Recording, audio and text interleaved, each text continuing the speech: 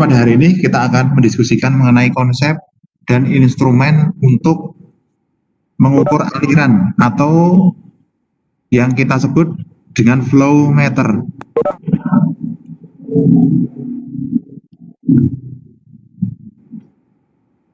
Ya, tentang flow meter ya. Ya barangkali beberapa di antara Anda ada yang sudah pernah magang di industri atau yang sudah pernah bekerja di industri, tentu tidak asing dengan instrumen ini ya, instrumen flow meter ini. Nah, jadi kenapa kita perlu mempelajari ini ya? Karena fluida ini merupakan suatu zat ya yang itu adalah penting dan dalam semua proses industri pasti akan berhubungan dengan fluida ini. Nah, sehingga dalam beberapa tujuan ya, pengukuran fluida ini begitu diutamakan, yang itu nanti akan menyebabkan tingginya penggunaan flow meter ini. Apa saja industrinya? Ya, industri proses terutama ya, industri yang besar-besar itu. Kalau industri yang kecil, ya belum tentu. Tapi kalau yang besar-besar pasti pakai. Entah itu di industri refinery atau minyak, ya, atau power plant, industri kimia, petrokimia, industri pengolahan limbah, industri makanan minuman, farmasi apalagi itu nanti pasti akan menggunakan instrumen flow meter ini. Jadi nanti ini digunakan untuk menentukan kuantitas dari suatu fluida yang mengalir itu. Ya sebagai contoh pernah saya ilustrasikan ya, kalau saya punya pembangkit listrik, kemudian pembangkit listrik itu menggunakan tenaga uap itu menggunakan bahan bakar gas, ya, maka gas itu kan saya beli dari perusahaan lain, sehingga itu harus diukur ya, yang saya beli dengan yang mereka jual itu harus sama. Nah caranya tahu bagaimana itu, caranya ya dengan menggunakan flow meter ini. Kemudian untuk pengaturan bahan bakar tadi, kalau itu kan untuk jual beli yang saya tadi itu, kalau misalkan untuk pengaturan sistem ya, pengaturan mesin, misalnya suatu mesin ya di refinery ini membutuhkan bahan bakar ya sekian liter itu harus dialirkan dalam waktu sekian menit dengan kecepatan sekian meter per detik. Nah kita bisa tahu itu kalau kita punya yang namanya flow meter ini, termasuk nanti di dalam proses kontrol ini ya, untuk safety, ya, untuk SIL, ya, jadi untuk membuka tutup valve. Nah ini kita bisa menggunakan flow meter ini untuk mengetahui atau untuk kontrol dari suatu sistem proses. Nah untuk flow meter ini nanti punya banyak jenis ya, tergantung nanti apa yang mau kita ukur, mau kita tentukan fluidanya. Fluida di sini nanti bisa cair, bisa gas, bisa dalam bentuk padatan seperti pasir. Contoh misalnya di industri pupuk, kan? Pupuk itu kan tidak cair ya, tidak gas, bentuknya kayak pasir itu, padat. Pasir. Kemudian di pengeboran minyak, ya. Pengeboran itu kan menggunakan bor ya, yang dipakai untuk melubangi tanah. Nah, setelah tanah dilubangi nanti akan muncul lumpur. Nah, lumpur itu kan bentuknya tidak cair, tidak gas. Ya, bentuknya ya lumpur kayak gitu, lumpur-lumpur kayak di sawah itu lumpur. Cuma warnanya hitam. Nah, itu nanti kita ukur dengan flow meter. Nah, flow meter untuk lumpur nanti berbeda dengan flow meter yang dipakai untuk gas. Berbeda pula yang dipakai untuk cairan, misalnya untuk air, nah beda lagi. Belum lagi kalau nanti di industri misalnya aki, kan? Industri aki akumulator ya, 2SO4 itu kan punya sifat korosif. Nah, flow meternya nanti beda dengan flow meter yang untuk air. Kalau untuk air nanti bisa menggunakan logam, katakanlah besi. Tetapi dalam industri seperti aki, itu kita tidak mungkin menggunakan besi. Nah, kalau besi nanti dipakai untuk mengukur aki, ya terkena aki terus ya nanti bisa korosi kan, nanti dipakai seminggu udah hancur. Dan nanti ada flow meter yang lain lagi. Dan juga nanti mempertimbangkan biaya operasional ya. Ya kan perusahaan itu outputnya profitnya. Kalau nanti untuk operasionalnya terlalu besar ya nanti bisa bangkrut ini. Jadi perlu dipertimbangkan juga. Ya. Jadi ini sejarah ya Prometer itu. Prometer itu ditemukan mulai tahun 1732. Nah, ketika Henry Pitot ini mengatur jumlah fluida yang mengalir, sehingga nanti flow meternya itu disebut dengan tabung Pitot. Itu dari Henry Pitot ini. Nah, dari Henry Pitot ini sejak tahun 1732 flow meter terus berkembang sampai saat ini. Ya, saat ini dikembangkan flow meter untuk ukuran nano. Jadi kecepatan dalam pipa, kalau fluida dilarikan dalam pipa, kalau sekarang kan kecepatannya sekitar ya di atas 20 meter per detik kan gitu. Misalnya air dalam pipa gitu, itu bisa kita tentukan dengan flow meter, misalnya orifice, ya paling nggak kecepatannya kan 10 meter per detik. Nah, pengembangan saat ini sudah sampai nano. Jadi nanometer per detik, kecepatan sekian itu. Jadi sangat teliti sekali. Nah, itu pengembangan sampai saat ini. Ini saya baca terakhir di jurnal itu sampai 0, nanometer. Jadi menggunakan membran lapisan tipis tebal orde mikrometer. Jadi sangat kecil sekali akurasinya.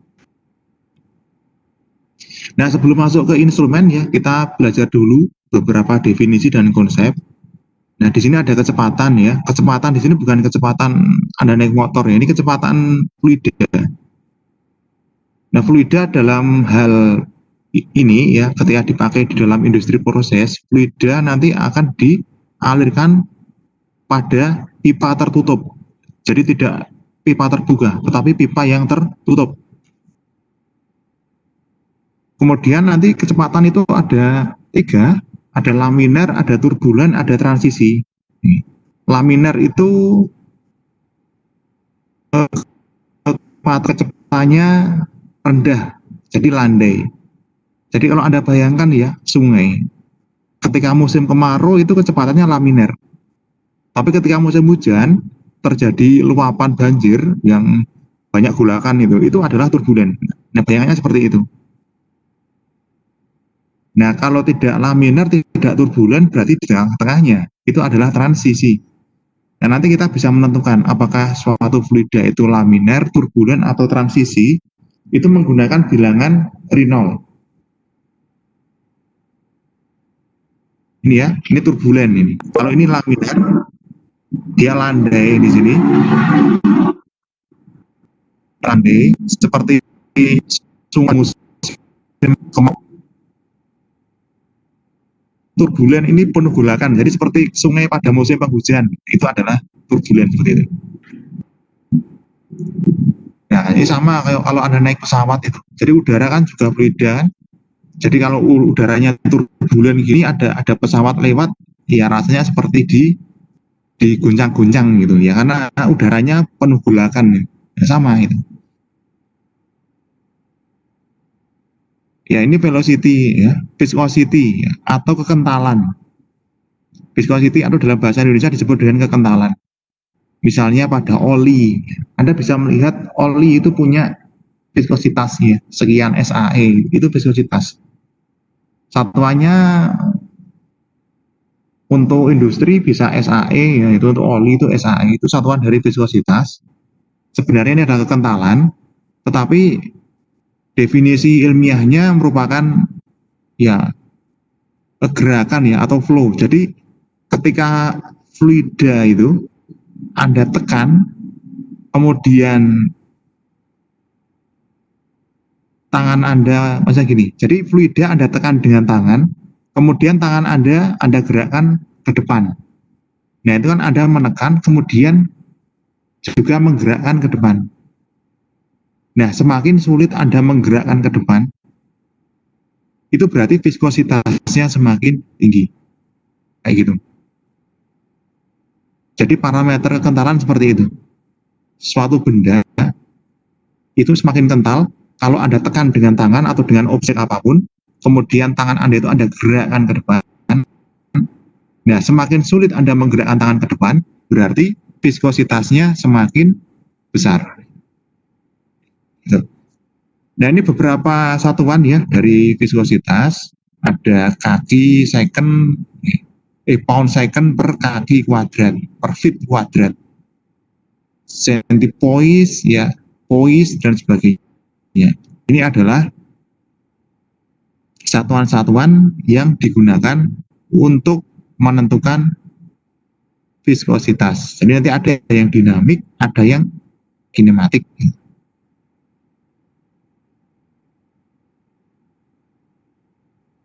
Nah, ini bilangan Reynolds itu. Jadi yang untuk menentukan apakah suatu aliran fluida itu turbulen, laminar, atau transisi. Nah, ini kita lihat dari bilangan Reynolds-nya. Jadi bilangan Reynolds itu dihitung dengan menggunakan kecepatan fluida dikalikan massa jenis fluidanya dibagi mu. Jadi mu di sini adalah koefisien geseknya. Dan nanti ketika bilangan Reynolds itu bernilai lebih kecil daripada 2000, maka alirannya disebut dengan aliran yang laminar. Jika lebih besar dari 5000, maka disebut turbulen ya. Nah, kalau di antara ini disebut transisi. Ya, jadi bukan laminar, bukan turbulen. Nah, flow rate ya. Jadi flow itu aliran, rate itu rata-rata ya.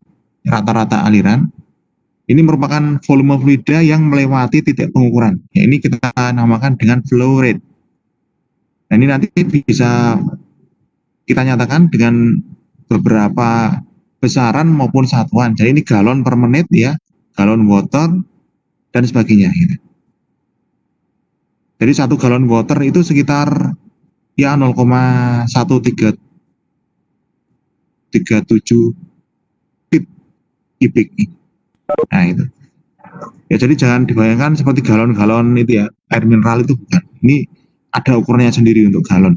Jadi ini adalah satuan British ya.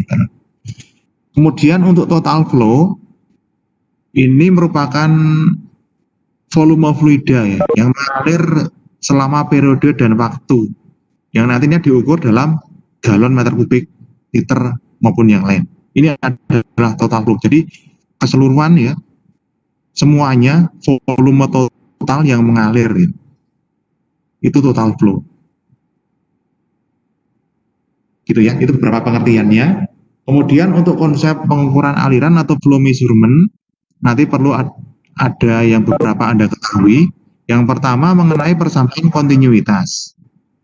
Ya, persamaan kontinuitas ini nanti mempelajari ya, atau membahas atau mengkaji mengenai laju di dalam sistem ya terhadap waktunya. Ini nanti punya sifat yang konstan. Di sini Anda lihat ya, ini sistem ya, anggaplah pipa, potongan pipa.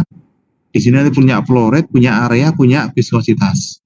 Ya, antara yang masuk dengan yang keluar nanti pasti sama. Nah, kalau di sini ya, ini kan luasnya beda dengan di sini. Artinya apa? Nanti ketika ada fluida yang masuk lewat kiri, keluar lewat kanan, dia nanti akan punya kecepatan yang berbeda. Karena apa? Karena tekanannya berbeda. Tekanan berbeda disebabkan karena apa? Karena adanya perbedaan antara yang kecil dengan yang besar. Nah, ini nanti yang digunakan sebagai prinsip untuk mengembangkan instrumen ya flow meter beda tekanan. Jadi ini adalah persamaan kontinuitas ini. Nah, kita masih ingat ya persamaannya Q dan V ya. Debit dan volume ya. Debit dan volume selalu konstan di sini. Nah, karena konstan maka kita bisa menyatakan bahwa Q sama D luasannya dikali volumenya. Artinya debit ini adalah kesebandingan antara volumenya. Ya, A sebagai konstanta, jadi A itu sebagai variabel kontrolnya. Itu adalah kecepatan kontinuitas. Nah, nanti kalau ada dua ya luasan yang berbeda atau dua sistem yang berbeda seperti yang ini tadi ya. Ini kan pertama sini, sistem kedua di sini ada dua sistem yang berbeda, maka menurut persamaan kontinuitas itu adalah kesebandingan ya. Jadi Q1 sama dengan Q2 ya. Itu berlaku untuk fluida gas. Lalu bagaimana untuk fluida yang lain, fluida cair, fluida lumpur, fluida bubuk, dan sebagainya. Nah, kita nanti tinggal menambahkan konstanta fluida tersebut. Konstantanya sama kiri kanan itu. Sehingga kita bisa mendapatkan kesebandingan ya antara luas dan volume.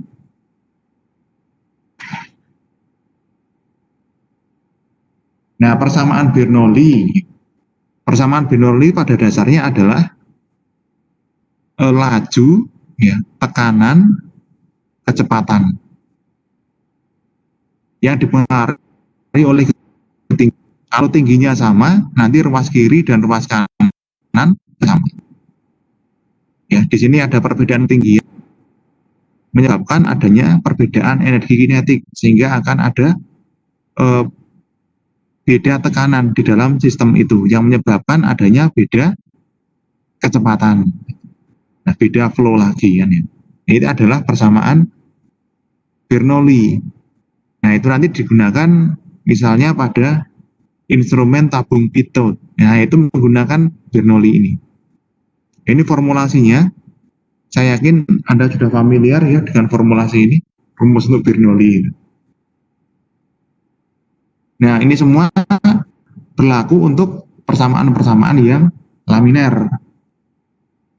Sehingga apa? Sehingga terjadi prinsip kontinuitas. Kalau yang turbulen, formulasi ini tidak bisa digunakan.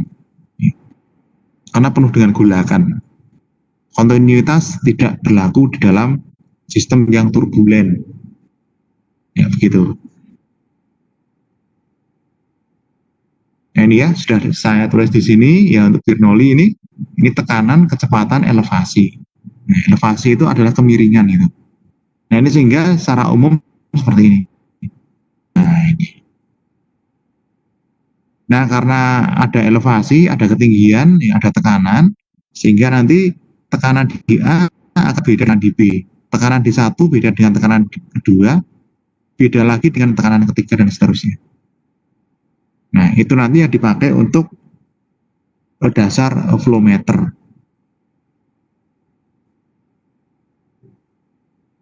Gitu ya, ada pertanyaan?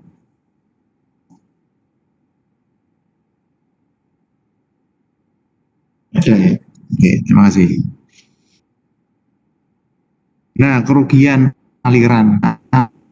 Nah, selama fluida itu mengalir, pasti ada yang namanya kerugian. Ada kerugian, entah itu kerugian karena adanya viskositas yang terlalu tinggi, gesekan dinding, kemudian kelokan. Nah, itu nanti akan menyebabkan kerugian. Nah, beberapa kerugian ya yang ada di dalam sistem aliran fluida ini salah satunya ya adalah outlet loss. Nah, outlet loss ini menggunakan persamaan kontinuitas ya. Ya, ini persamaannya. Kemudian ada head loss.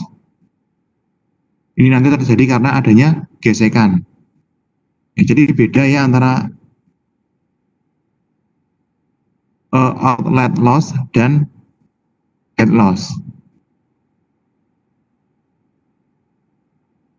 Nah, kalau outlet loss ini nanti merupakan kerugian yang diakibatkan karena bentuk dan ukuran pipa ini. Ya. Jadi bentuk dan ukuran itu mempengaruhi. Pipa besar dan pipa kecil tentu gesekannya lebih yang pipa kecil. Kalau pipa besar, semakin besar pipanya, maka gesekannya akan semakin kecil. Gitu. Ya, tetapi kalau terlalu besar ya nanti kan kembali ke profit lah. Ya, ya, terlalu mahal, maka disesuaikan untuk ukuran pipanya. Nah, kalau yang head loss ini terjadi karena adanya belokan ya, belokan, kemudian percabangan dan sebagainya.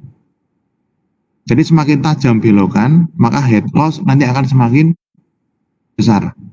Makanya kalau Anda lihat pipa-pipa itu kan tidak ada atau bahkan jarang sekali yang belokannya sangat tajam. Ya pasti dibikin muter-muter ya. Supaya apa? Supaya head loss-nya kecil. Kalau belokannya dibikin siku itu, wah itu head loss-nya besar sekali. Jadi numbuk dulu baru nanti mengalir ke belokannya.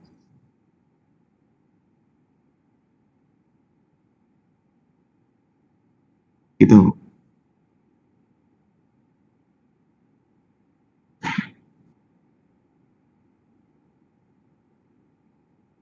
Ya.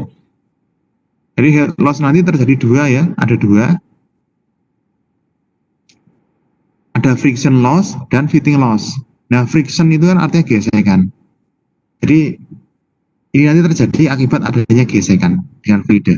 Nanti akan menyebabkan adanya kerugian yang kita sebut friction loss. Ya, ini bagian dari head loss. Formulasinya ya kayak gini, ini formulasi untuk friction loss. Ya nanti akan ada beberapa fluida yang hilang ya, akibat friction loss ini. Ya, jadi gesekan itu diperhatikan. Kan Anda nggak pernah lihat kan pipa yang dalamnya kasar. Nggak ada, pasti pipa itu dalamnya halus. Kalau Anda pegang, Anda raba dalamnya itu pasti halus. Nggak ada pipa kok kasar kayak amplas itu, nggak ada. Itu untuk meminimalisirkan friction loss ini. Nah kalau fitting loss ini akibat adanya sambungan pada pipa. Jadi semakin banyak sambungan, maka nanti kerugian di fluidanya akan semakin tinggi juga. Ini yang kita sebut dengan fitting loss ini. Ya formulasinya kayak gini ya, untuk K itu ada di handbooknya, jadi Anda bisa nanti lihat koefisien kerugian ya pada sambungan pipa.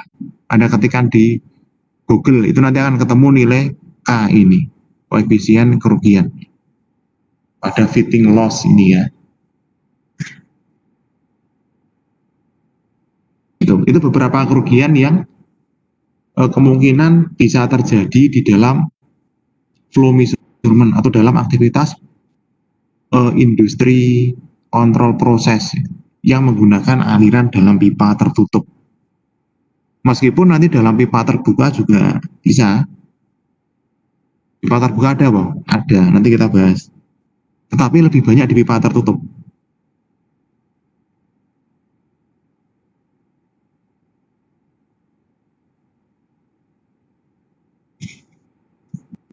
Nah, yang pertama yang paling sering dipakai ya, ini adalah instrumen yang menggunakan beda tekanan. Ya, beda tekanan. Contohnya apa? Orifice. Ya, orifice, kemudian menggunakan venturi tube, dial tube, nozzle, dan sebagainya, ada banyak. Itu adalah prinsip pengukuran yang menggunakan konsep beda tekanan. Jadi ini yang menggunakan prinsip persamaan kontinuitas tadi. Ya, meskipun selain itu juga sekarang sudah berkembang beberapa flow meter yang dipakai di industri, ya ada turbin, magnetik, thermal dan sebagainya. Gitu. Tetapi secara umum ya masih banyak digunakan yang beda tekanan ini. Nah, Yang pertama ya, untuk flow meter yang menggunakan konsep beda tekanan. Apa itu? Pertama adalah orifice plate atau orifice meter. Nah, orifice plate ini menggunakan beda tekanan. Jadi seperti piringan ini adalah bentuk dari orifice plate. Ini skrup ya, nih skrup. Jadi seperti piringan yang di tengahnya berlubang. Ya, seperti ini kaset CD, ya, CD, VCD, CD, ya, kayak gitu. Itu orifice kayak gitu. Nah, kenapa disebut beda tekanan? Ya, jadi Anda bayangkan itu. Mungkin bagi yang sering nyirami tanaman bisa bayangkan ya, atau nyuci motor, mobil pakai selang itu bisa bayangkan. Jadi kalau selang itu Anda tekan dengan jari, kira-kira apa yang terjadi? Ya. Kira-kira apa yang terjadi? Tambah cepat. Iya, tambah cepat. Itu kenapa bisa terjadi? Karena ketika Anda menekan selang itu, berarti kan Anda memperkecil luasan. Ya kan? Nah, luasan itu berbanding terbalik dengan kecepatan. Ya. Kenapa bisa berbanding terbalik dengan kecepatan? Ya, menurut formulasi kontinuitas tadi. Dan luasan itu juga berbanding terbalik dengan tekanan. P sama dengan F per A tadi. Ya. Sehingga apa? Dengan menekan pipa, Anda akan memperbesar tekanan. Itu satu. Kedua, akan memperbesar kecepatannya. Itu dua. Nah, dalam pipa di industri ini kan terbuat dari besi, gitu kan? Kan nggak mungkin besi Anda mau tekan-tekan gitu. Ya nggak akan mengecil, gitu. Besi baja Anda tekan-tekan itu. Yang bisa Anda tekan-tekan mengecil itu kan pipa-pipa yang lunak itu, kayak selang kan pipa yang lunak kan itu Anda tekan-tekan ya kan mengecil. Kalau di pipa industri dari besi. Nah, kita bisa mengurangi luasan dari pipa besi itu dengan cara menyisipkan suatu lempengan yang di tengahnya itu lubang kecilnya. Nah, ini kan sama kan, ini memperkecil luasan. Jadi di sini luasannya besar. Kemudian ketika sampai ini luasannya mengecil. Jadi ketika menabrak pipisnya itu luasannya akan mengecil karena lubang di sini semakin kecil.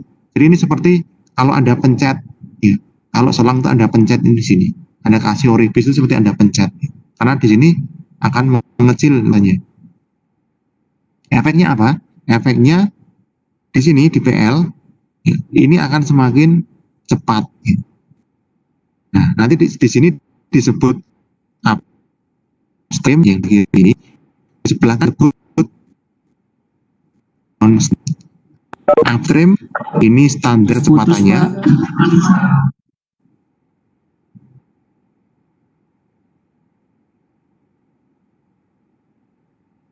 Ya, oke. Putus-putus ya? Masih putus-putus? Sudah enggak, Pak? Oh, sudah enggak, oke. Ya, jadi nanti saya ulangi ya. Yang pH itu, ini kan pH ya. pH itu disebut dengan upstream, yang PL disebut dengan downstream. Nah, kecepatan di upstream atau pH itu standar ya, standar dari kecepatan fluida yang mau kita ukur. Ketika nanti menabrak orifice-nya, ya, ketika nanti menabrak lempeng orifice-nya, kan di sini ada lubangnya. Sehingga nanti cairan itu akan masuk ke lubang kecilnya.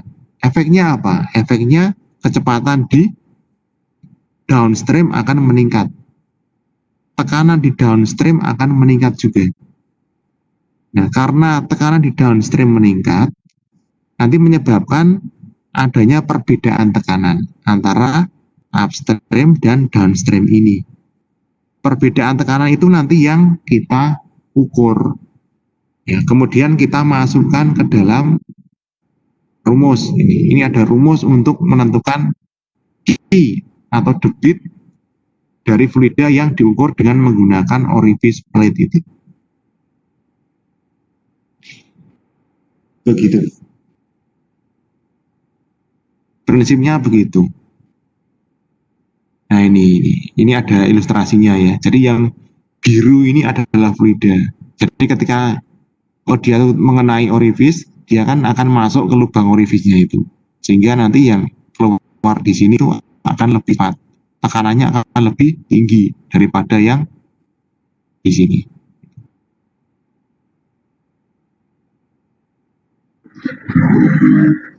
Nah, untuk orifice ini nanti biasanya lubang nggak cuma satu, ada dua.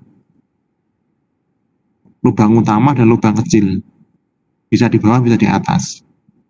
Nah, lubang kecil ditaruh di bawah itu ketika digunakan untuk fluida gas. Contohnya misalnya di tabung destilator, di kilang itu untuk gas nanti lubang kecil ditaruh di bawah. Ada yang tahu alasannya?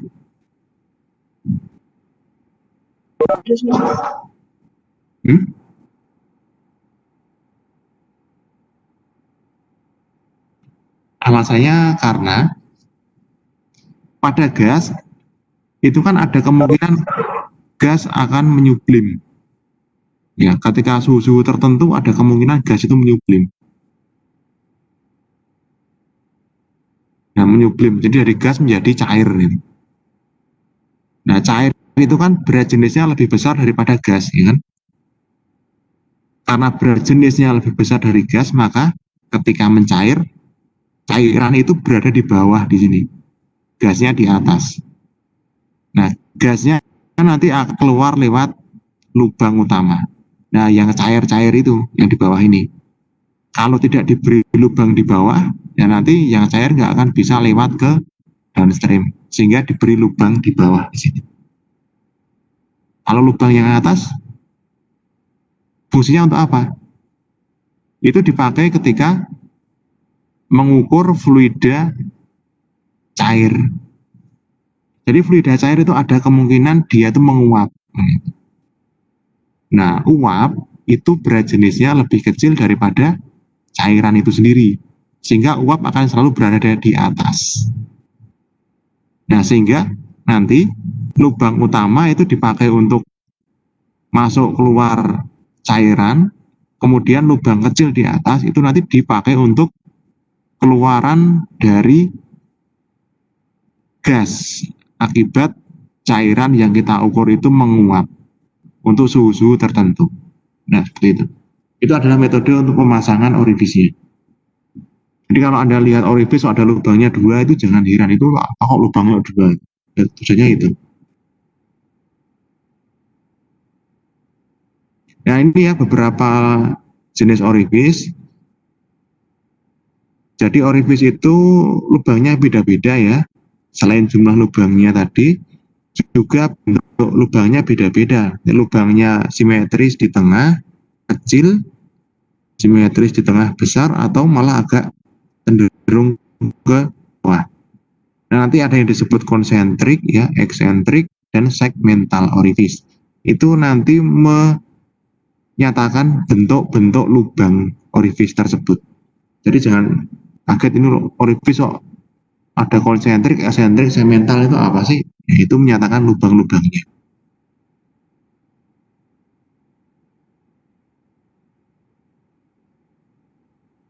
Nah, orifice ini banyak dipakai ya. Karena apa? Karena konstruksi sederhana. Jadi ini sederhana sekali, ini mudah untuk dibuat. Bahkan Anda pun bisa bikin orifice ini. Ya, tinggal bikin plat kemudian dilubangi di tengah, sudah jadi orifice. Kemudian pipa dapat dibuat persis sama dengan ukuran pipa sambungannya. Murah, outputnya cukup besar. Itu adalah keuntungan utama dari orifice ini.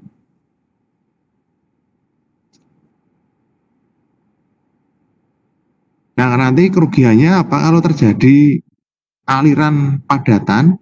Padatan itu ada kemungkinan akan mengumpul di bagian upstreamnya atau bagian sisi inletnya.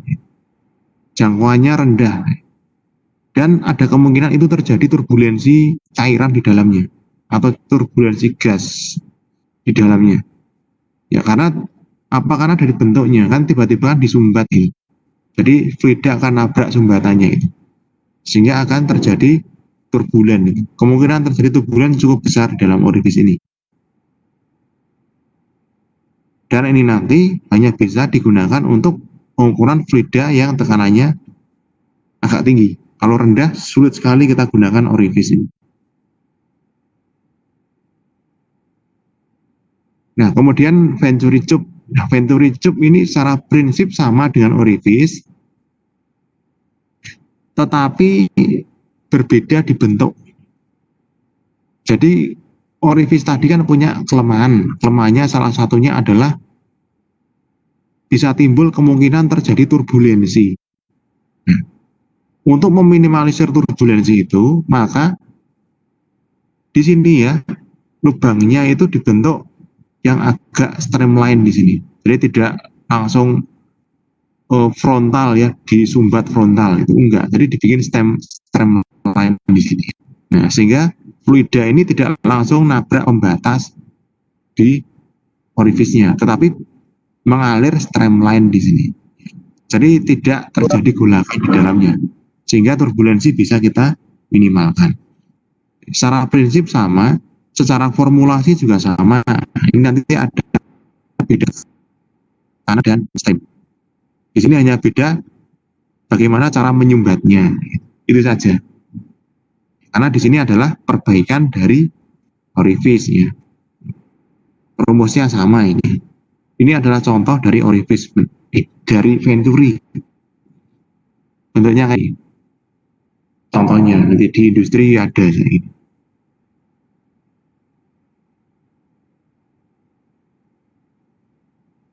Nah, keuntungan dari Venturi Tube itu apa sih? Nah, padatan tadi tidak tersumbat gitu, ya karena bentuknya. Kapasitas airnya besar. Pengukuran tekanannya baik ya, karena apa? Karena tidak terjadi turbulensi. Turbulensi bisa kita minimalkan. Tahan terhadap gesekan fluida ya, ini karena bentuknya tadi yang lebih streamline daripada orifis. Kerugiannya apa? Ya menjadi lebih besar gitu. Harusnya cuma sebesar CD itu jadi mungkin sebesar ya pipa betulan ya, seperti bambu gede panjang juga. Kemudian beda tekanannya menjadi lebih kecil. Ini efek dari bentuk itu. Ini adalah keuntungan dan kerugian. Nah, orang tidak puas dengan kerugian di Venturi, sehingga dikembangkan bentuk baru, namanya flow nozzle. Jadi flow nozzle ini adalah gabungan dari orifis dan Venturi.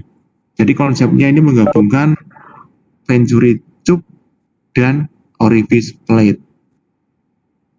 Jadi ini dibikin seperti orifis plate, tetapi bentuknya mengikuti bentuk Venturi tube. Ya, sehingga kelemahan-kelemahan yang ada di dalam orifis maupun ada di dalam Venturi ini bisa diminimalkan menggunakan flow nozzle ini. Ya, di sini ada beberapa keunggulan ya. Jadi masih dapat melewatkan padatan, kapasitas cukup besar, mudah tahan gesekan, beda tekanan lebih besar, laminer gitu.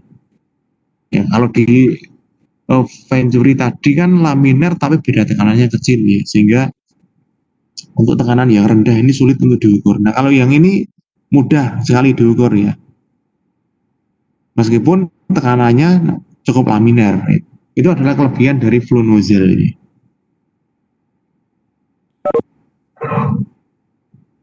Kemudian orang mengembangkan lagi yang namanya Dalcube.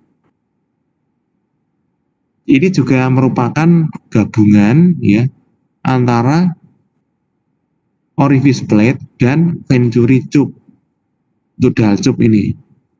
Ya, di sini ada PH, ada PL, ini sama ini. Secara prinsip sama. beda tekanan juga, hanya berbeda di konstruksinya. Jadi di sini untuk mengurangi ya atau meminimalisir kerugian yang ada di orifice plate dan venturi tube. Ini sama seperti nozzle tadi. Ya, jalcup namanya.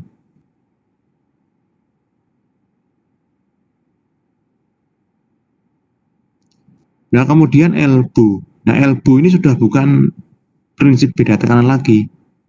Ya, tapi di sini menggunakan prinsip gaya sentrifugal. Jadi dalam elbow ini nanti fluida yang mengalir itu dibelokkan. Ya. Jadi ketika belok, ya nanti fluida akan terpental keluar. Ya, seperti kalau Anda naik motor itu ketika belok kan seolah-olah Anda terpental keluar kan.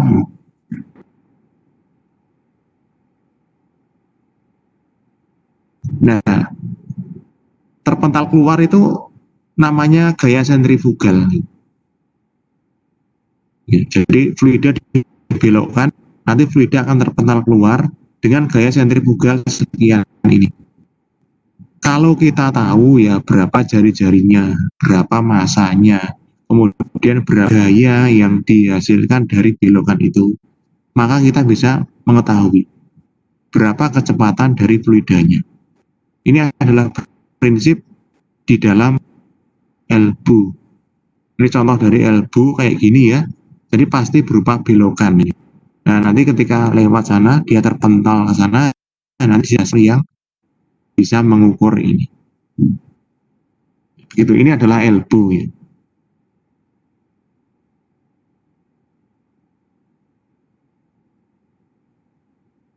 Nah, ini tabung pitot. Ini yang saya katakan tadi ya, ini menggunakan prinsip Bernoulli. Jadi prinsipnya gini, ya saya di sini ada lubang ya, di sini lubang kecil ini. Kemudian nanti di atasnya itu dipasang pressure gauge. Di sini dipasang juga pressure gauge. Jadi nanti aliran itu kan mengalir ke kanan. Ketika nanti di sini ada lubang kecil ya, di kaki pito ini, nanti air akan masuk ke pitonya, kemudian akan naik ke atas. Nah, di atas pito nanti akan dipasang pressure gauge. Ya, semakin besar aliran flow-nya, maka yang masuk di sini nanti dia akan semakin besar juga. Karena apa? Ya karena kan di sini fluidanya itu mengalir ya dalam luasan yang cukup besar. Kemudian di kaki pito ini kan ada lubang yang jauh lebih kecil daripada diameter pipanya itu.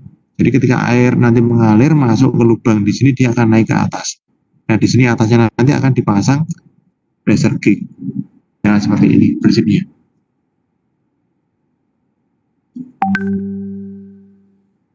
Ya, ketika ada fluida mengalir masuk ke pito, naik ke atas, nanti di sini akan ada pressure gauge. Dari tekanan itu nanti bisa kita ketahui berapa kecepatannya.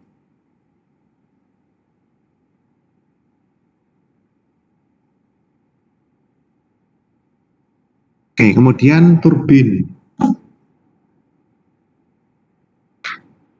Ya. Jadi flowmeter yang menggunakan prinsip turbin. Ini ada baling-baling ya, baling-baling. Di sini ada sensor magnetik. Di sini ada rotor.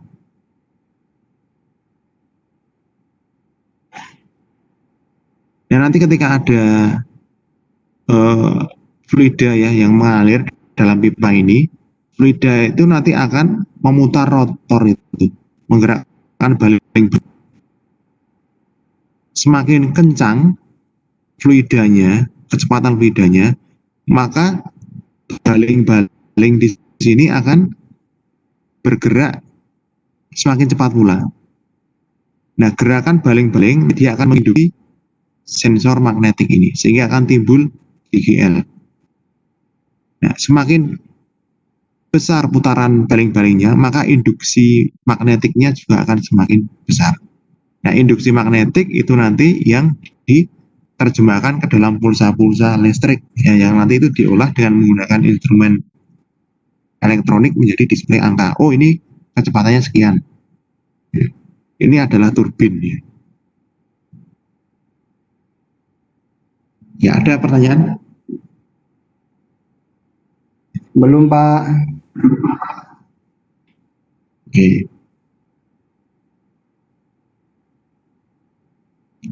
Nah, kilometer yang menggunakan beda tekanan, termasuk tabung pitot, termasuk turbin, ini nanti bisa dipilih ya, untuk mengukur fluida dalam bentuk gas atau cair yang tidak korosif. Yang perlu digarisbawahi adalah yang tidak korosif. Kalau yang korosif bagaimana? Enggak bisa. Bisa dibayangkan ya, ini kan turbin terbuat dari besi.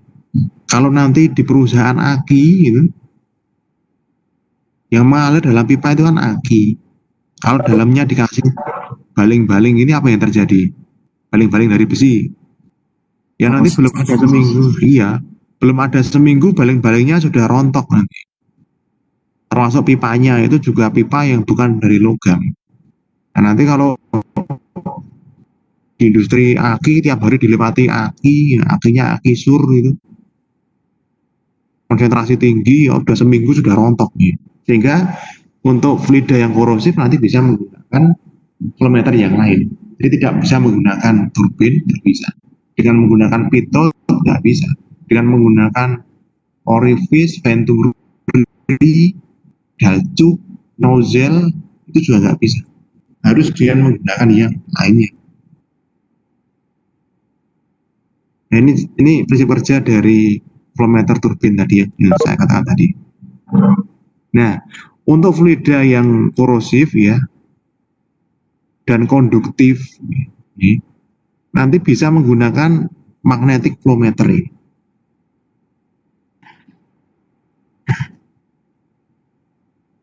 Ya, magnetic flowmeter ini prinsipnya seperti apa sih ini?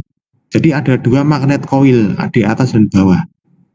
Nah, magnet coil ya ketika dia berhadapan begini, dia nanti akan ada medan magnet di tengah-tengahnya.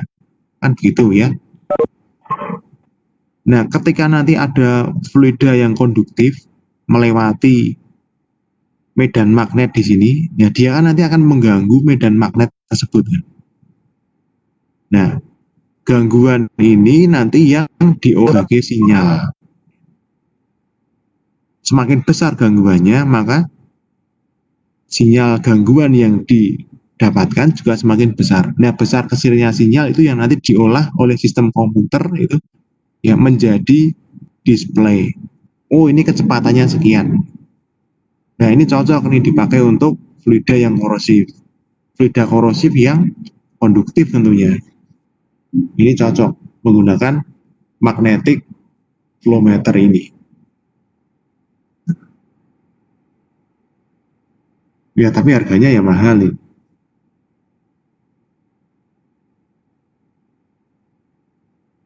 Gitu ya. Nah, lalu bagaimana jika fluidanya itu tidak konduktif? Fluida yang isolator, tetapi dia korosif.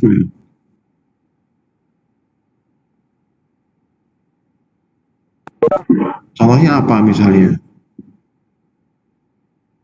Ya air garam gitu kan, ya air laut gitu. Air laut itu ada listriknya ada, tapi dia kecil, sehingga bisa kita asumsikan itu fluida yang tidak konduktif. Tapi itu kan merusak logam kan, itu karena korosif. Sehingga dalam pengukurannya kita bisa menggunakan ultrasonic flowmeter ini.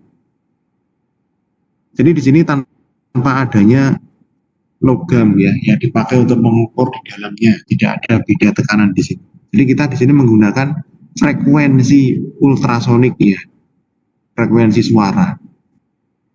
Dalam ultrasonic flowmeter nanti ini dibagi dua ya, ada yang menggunakan pergeseran Doppler, ada yang menggunakan transit time. Ultrasonic ini.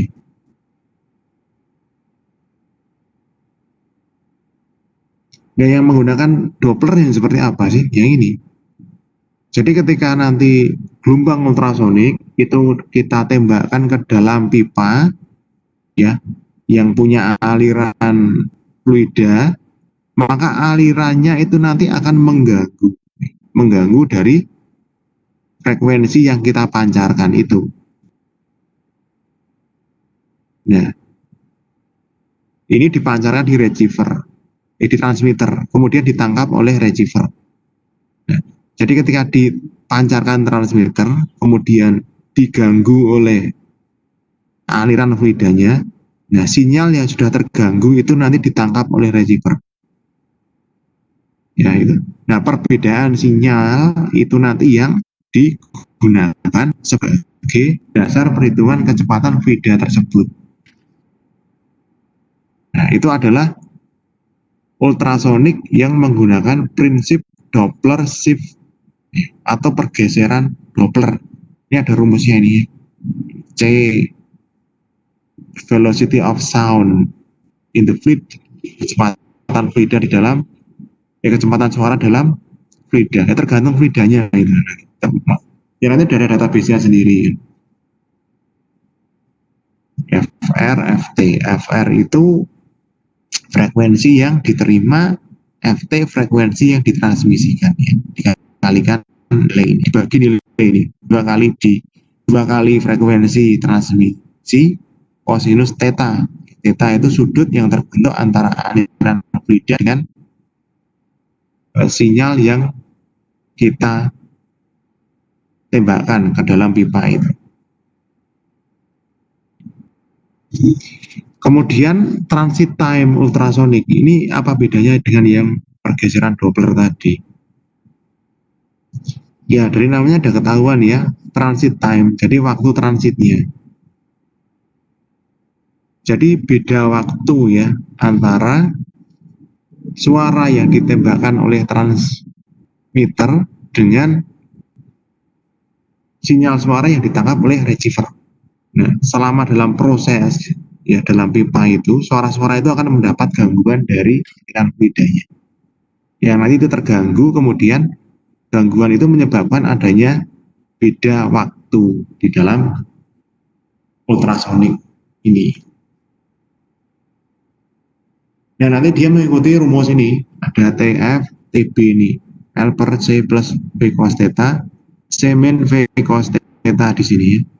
Ada perbedaan TF, TB di sini. Dan nanti bisa kita pasang ya tengah pipa, ataupun nanti bisa kita pasang. Ini dari transmisinya dari sini ke sini atau sebaliknya adalah waktu pantulnya dari transmitter ke receiver. Ini waktunya berapa? Setelah diganggu dengan kecepatan fluida ini waktunya berapa? Itu nanti yang kita hitung di sini.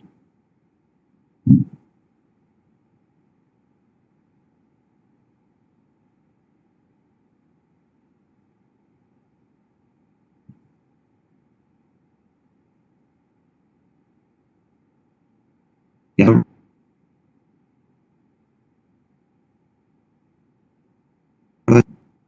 fluida gas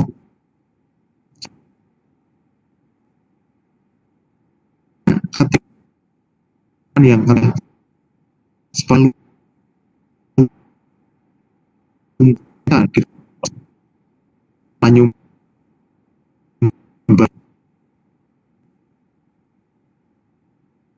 Putus-putus, Pak. kita gunakan meter ya.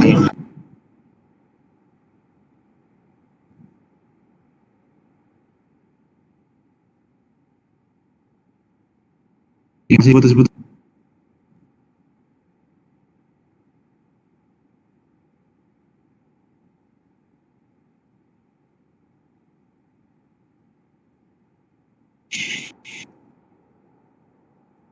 Ya, halo.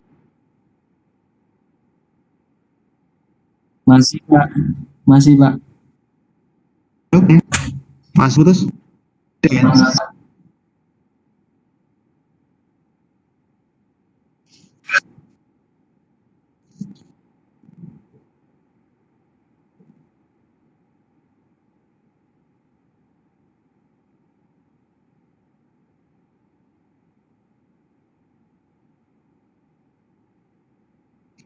siang-siang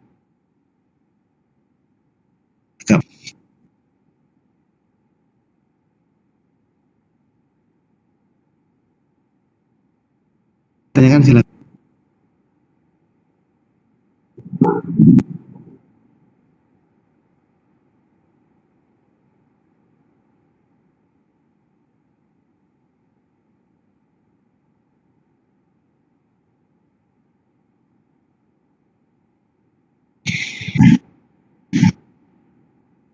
Ya, salah sekarang.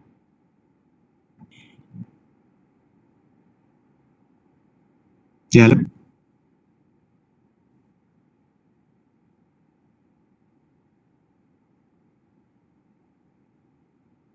Mancing. Putus-putus sekali, Pak.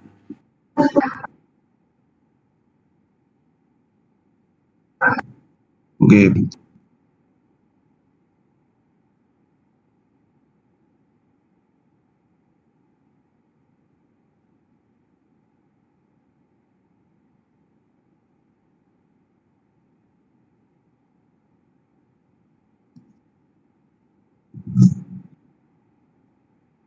Tidak terdengar ya.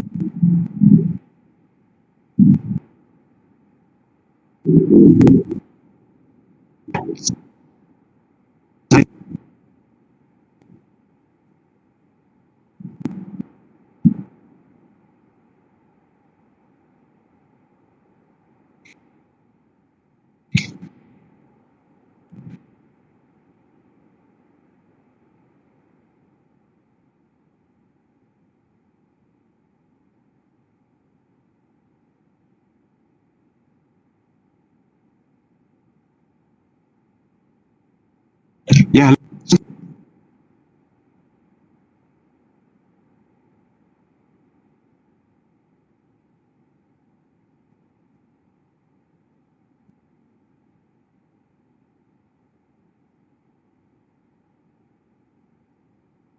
Masih putus-putus, Pak.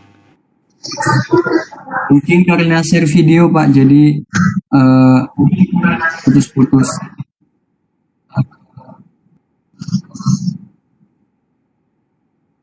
oke. Sekarang enggak ya? Ini. Enggak Pak, Sekarang enggak? enggak. Enggak. Oh ya, berarti karena tadi itu ada animasinya tadi. Iya, Ada. Lanjut aja. baik Pak.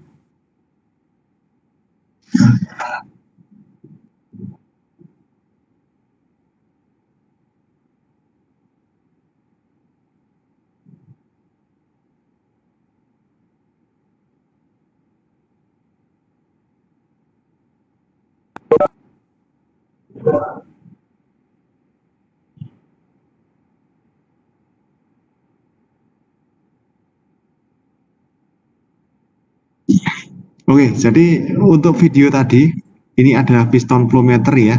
Ini bisa Anda lihat videonya dulu ini. Anda cermati dulu. Dan Anda baca dulu.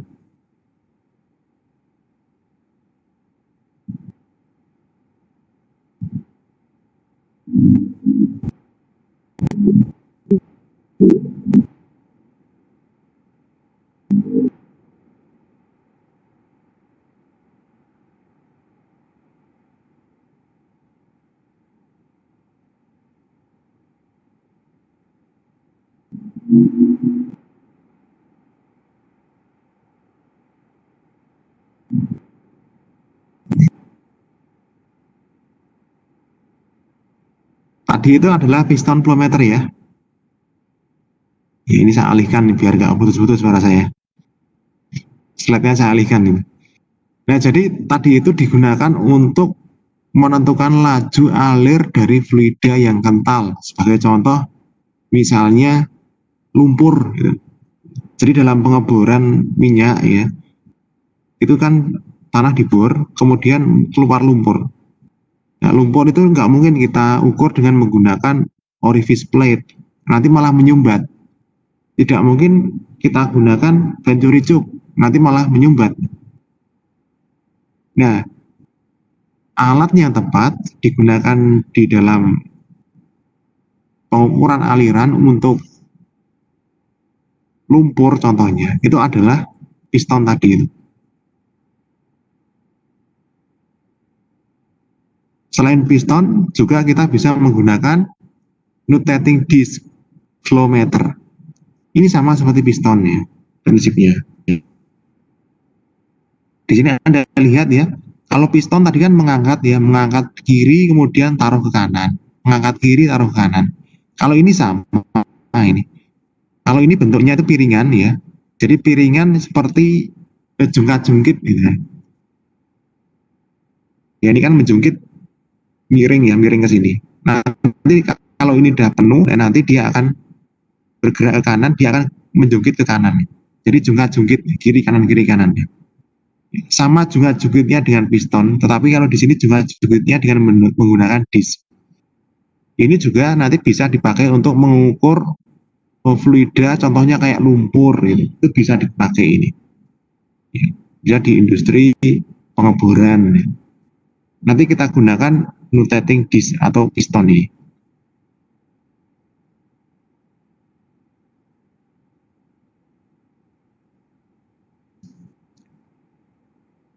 Nah, ada lagi ya, kalau nanti yang mengalir ya, itu dalam wujud fluida yang padatan serbuk ya, kita bisa menggunakan salah satunya adalah thermal mass flow meter ini. Jadi nanti ya fluida itu akan diserap panasnya oleh mass flow ini. Ya, perbedaan panas nanti yang akan dideteksi sebagai jumlah aliran per menit oleh mass flow di sini. Mass flow meter ini. Ya. Ya, yang ini juga. Kalau ini menggunakan konsep timbangan. Sebagai contoh misalnya di industri pupuk, ya pupuk urea. Gitu. Pupuk urea kan bentuknya seperti serbuk kan itu. Kan tidak mungkin itu kita gunakan orifice, malah nyumbat kan itu. Mau gimana malah nyumbati. Nggak mungkin kita gunakan magnetik, nggak mungkin kita gunakan frekuensi, nggak efektif. Ya, jadi pemilihan flow meter di sini adalah pilih yang efektif, ya. Sesuai dengan apa yang mau kita tentukan, industri apa itu. Produksi kita itu memproduksi apa. Kalau kita memproduksi kayak pupuk urea, kemudian industri pengolahan biji besi gitu. Semen Pak, semen. Ya, semen gitu. Apalagi. Nah, ini kita gunakan ini dry particulate flow rate ini.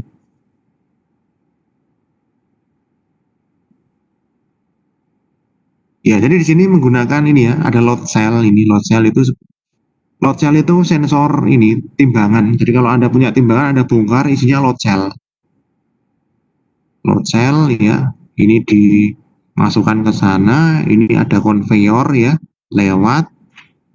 Dan nanti dia ada perbedaan berat di sini yang itu nanti kita deteksi sebagai Q ya, atau laju aliran fluida ini, fluida berbentuk serbuk.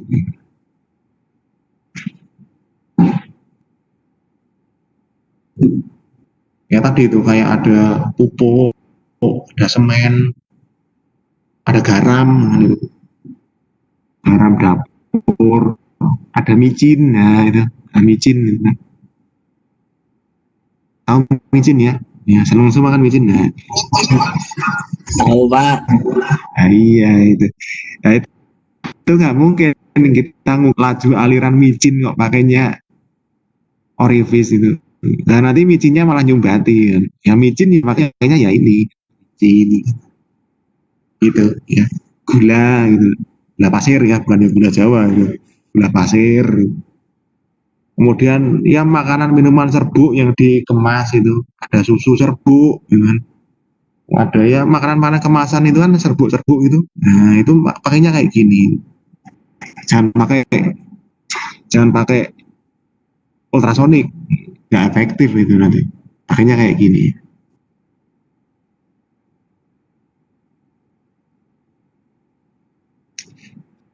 Nah, kemudian open channel flow gitu kan. Nah, ini sama dengan orifice maupun venturi tadi. Tapi ini dibuat pada fluida yang dialirkan di tempat terbuka. Jadi ini dibikin parit ini. Kalau produksinya itu besar, ya nanti dipakai ini metode open channel flow ini. Jadi ini parit ya, ini parit, tetapi dibuat ini menyempit di tengah-tengahnya, sehingga nanti di sini akan terjadi beda tekanan. Ini juga, ini parit ini, parit. Nah, nanti di sini dibikin luasan yang berbeda daripada yang upstream dan downstream. Nah, sehingga di sini akan terjadi beda tekanan. Ini juga akan terjadi beda tekanan di sini. Kayak gitu. Nah, gambarnya kayak gini. Contohnya apa sepertinya?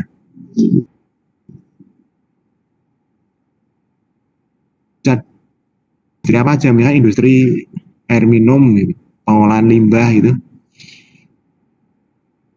Ya meskipun ada yang pakai pipa tertutup, tetapi tidak tertutup kemungkinan bisa dikembangkan metode seperti ini.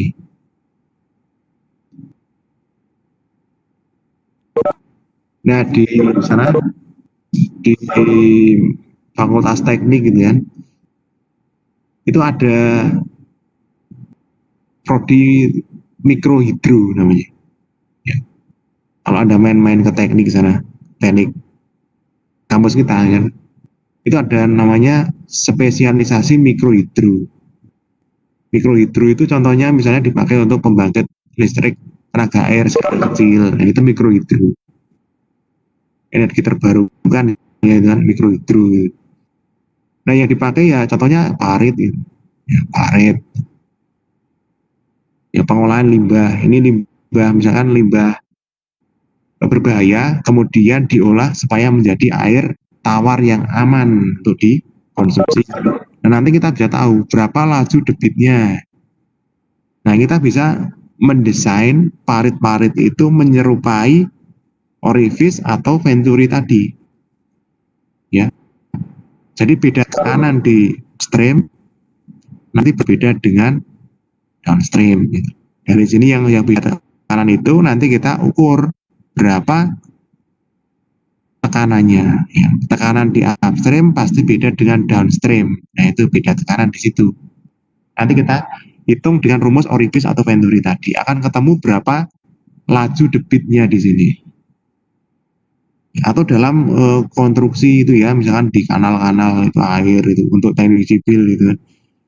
Nah, kita ingin tahu berapa sih debit di kanal air itu. Nah, kita bisa mengukurnya dengan menggunakan metode open channel flow ini. Jadi untuk rekayasa sungai dan sebagainya itu. Nanti di situ. Kan ada instrumennya di sini. Jadi kita bisa membuat orifice alami di sini. Jadi sungai nanti kita berikan beda tekanan di sana.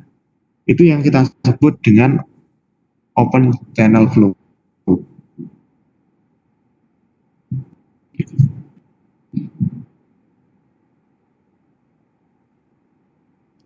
Ada pertanyaan? Nah, ini ya, ini pertimbangan pemilihan flow meter nih. Jadi kapan kita memilih flow meter orifice? Kapan kita memilih open channel? Kapan kita memilih dry particulate? Dan sebagainya.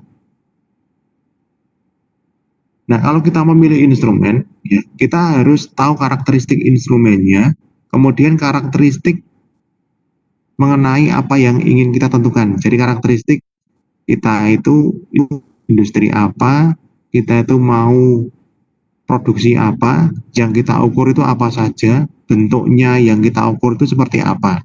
Nah, itu yang dipertimbangkan di dalam pemilihan flow meter ini. Nah, di sini ada orifice, venturi, flow, ya, dal, elbow. Dia punya range, ya, range ukurnya. Ini persentasenya, ya, akurasinya. Anda bisa mencari itu FSD itu apa. Ya, kemudian di sini ada karakteristiknya. Ya, misalkan orifice plate, ini apa karakteristiknya? Low cost, akurasi bagus. Nah, kalau budget Anda kecil ya jangan pilih yang mahal.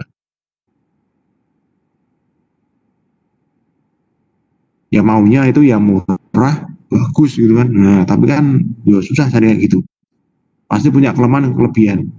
Itu kita sesuaikan dengan kebutuhan kita. Kita mau beli venturi, dia high cost, ya mahal itu. Ya mahal, good accuracy, ya. Low losses. Nah, selain itu misalnya tempat kita itu kecil itu. Meskipun kita punya dana yang besar, tapi kalau tempat kita itu kecil, kan kita nggak mungkin pilih venturi tube. Ya kita pilih yang lain. Kita pilih misalnya ultrasonic. Nah, itu tempatnya kecil, gitu kan. Dia akurasinya bagus, lebih bagus daripada orifice, tapi dia lebih mahal. Nah, kalau budget Anda besar ya Anda nggak ada salahnya pilih yang ultrasonic. Gitu. Nah, jadi beberapa pertimbangan itu yang perlu Anda perhatikan ketika nanti ingin mendesain suatu instrumen ya di industri kontrol proses. Nanti Anda perlu perhatikan karakteristiknya. Ya, seperti itu. Ya, ada pertanyaan sampai sini? Itu mengenai flow ya, flow meter, flow measurement. Minggu depan kita diskusi mengenai level. Kamu nanya Pak, itu Level untuk itu kan setiap alatnya itu kan setiap produknya kan beda-beda ya Pak ya kegunaannya. Disesuaikan dengan jenis produknya gitu loh. Setiap apa? Gimana? Setiap produk? Bukan di setiap itu loh, setiap alat ukurnya itu disesuaikan dengan jenis produknya gitu loh Pak. Ya maksudnya mereknya gitu. Iya. Oh ya. Ya, jadi ini kalau merek ya, jadi merek itu kan selera ini. Ya, jadi Anda nanti bisa memilih ini. Merek itu selera ya, seperti kayak HP itu kan ada beberapa merek, tapi secara prinsip dia sama. Ya, ada beberapa fitur-fitur yang itu merupakan ciri khas dari merek A, tetapi tidak dimiliki merek B. Nah, meskipun yang B ini lebih mahal daripada yang A. Nah, Anda nanti bisa memilih ya, kalau mereknya beda-beda, Anda pilih sesuai kebutuhan Anda. Jadi ini, Anda lihat karakteristik tentang alat ukurnya, itu nanti Anda cocokkan dengan karakteristik yang Anda ukur di industri. Nah, karakteristiknya itu sama apa tidak? Nah, kalau itu karakteristiknya beda, ya nanti nggak akan bisa dipasang di sana. Misalnya, contoh, ya, ultrasonic ya. Ultrasonic itu punya range ukur yang beda-beda. Produk A, produk B, produk C, itu pasti punya rentang ukur yang beda-beda. Itu ultrasonic. Ya. Nah, di tempat Anda bekerja misalnya di industri, itu aliran yang diukur, itu range-nya berapa sih? Anda lihat dulu. Kemudian Anda cari ultrasonic flow meter yang range-nya itu sesuai dengan yang ada di industri tempat Anda bekerja itu. Nah, meskipun dalam satu merek nanti ada beberapa pilihan range. Beda merek nanti punya karakteristik range yang berbeda. Nah, pemilihan itu disesuaikan dengan karakteristik itu. Selain karakteristik dasarnya. Karakteristik dasar ya tadi itu misalnya yang korosif, itu nanti diukur dengan flow meter, ultrasonic, atau magnetik. Gitu.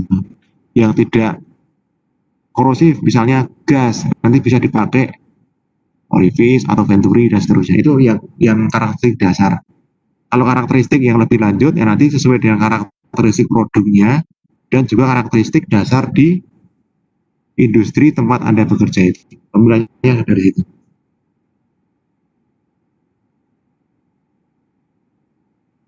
Ya, gimana? Ya, jadi kita santai aja ya. Kalau mau nanya, tanya aja. Nggak apa-apa. Nanti kalau bisa dijawab, saya jawab ya. Kalau nggak bisa, nanti kita diskusikan sama-sama. Nah, kan gitu. Ya, gimana? Yang lain mungkin? Atau masnya tadi yang nanya? Silakan.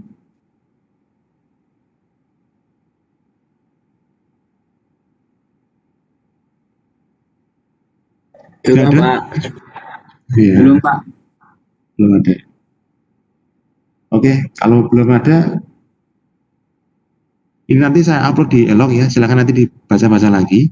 Untuk referensi lebih lanjut bisa baca-baca yang lain juga, ada banyak materi tentang flow measurement ini atau flow meter, peralatan instrumen untuk flow ini banyak di industri.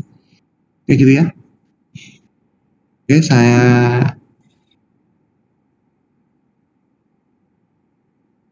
tutup kalau nggak ada pertanyaan lagi. Oke, selamat siang. Ya. Assalamualaikum warahmatullahi wabarakatuh. Waalaikumsalam warahmatullahi wabarakatuh. Waalaikumsalam. Terima kasih Pak. Waalaikumsalam warahmatullahi wabarakatuh. Makasih, Pak. Terima kasih, Pak.